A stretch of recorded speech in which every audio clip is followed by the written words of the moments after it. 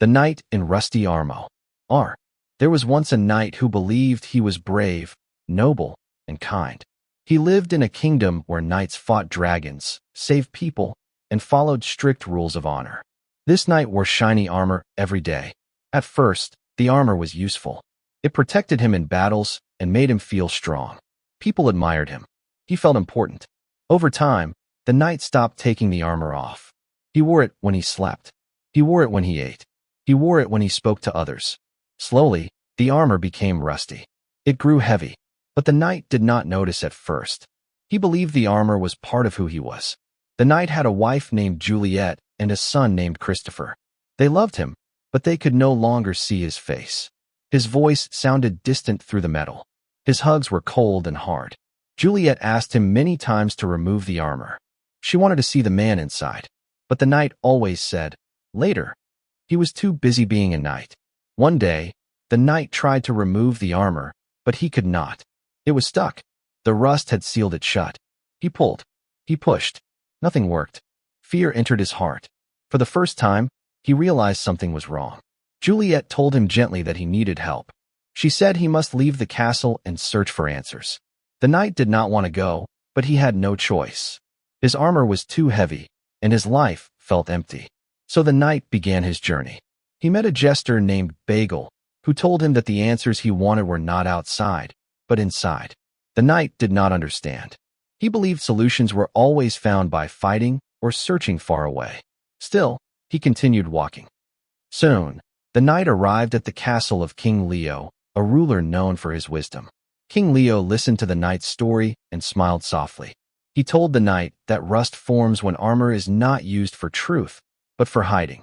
The knight felt uncomfortable. He did not like this idea. King Leo introduced the knight to Merlin, a wise magician. Merlin spoke calmly and clearly. He explained that the armor was made of fear, pride, and false beliefs. It could not be removed by force. It could only fall away through understanding. Merlin told the knight that he must pass through 3 paths to remove the armor: the path of truth, the path of silence, and the path of will and courage. The knight felt nervous, but he agreed. The first path led to the castle of silence. As the knight walked, everything became quiet. No people, no noise, only his thoughts. At first, the silence felt uncomfortable. The knight was used to noise, praise, and action. Now, there was nothing to distract him. Inside the castle, the knight spent time alone. With no one to impress, he began to listen to himself. He heard fear. He heard sadness. He heard regret. These feelings had always been there, hidden under the armor. The silence forced him to face them. At first, this was painful, but slowly something changed. The knight realized that silence was not empty. It was full of truth. He understood that he had used the armor to avoid feeling weak. When he left the castle of silence, a small piece of rust fell from his armor. The knight continued and reached the castle of knowledge. Inside, he found many books. The books did not teach battle or victory. They taught understanding. One book explained that love cannot be demanded. Another explained that people often hide behind roles because they are afraid to be seen. The knight read slowly. He began to see himself clearly. He realized that he had tried to be perfect instead of being real. He wanted admiration more than connection.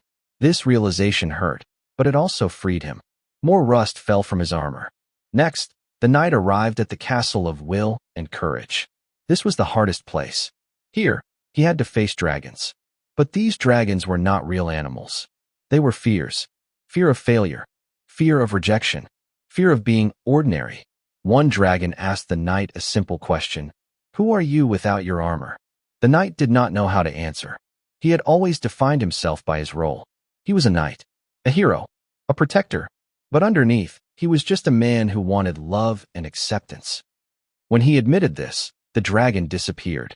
With each truth, more rust fell. The armor grew lighter. As the knight continued, he met a squirrel and a bird who became his companions. They spoke honestly and without judgment. They did not care about his armor. They cared about his heart. This surprised the knight. He realized that true connection does not require protection. Eventually, the knight reached a narrow bridge over a deep canyon. Merlin told him that this bridge represented faith.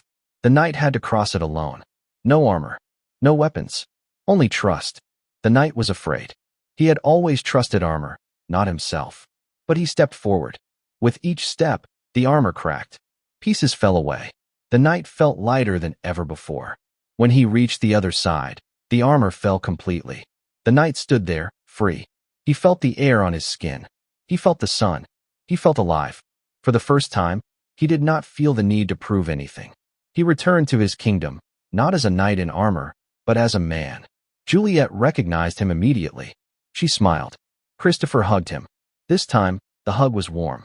The knight understood that love does not need armor. Strength does not come from metal. Courage comes from honesty. He had learned that armor protects the body, but hides the heart. And when the heart is hidden too long, it forgets how to feel. The journey had changed him forever.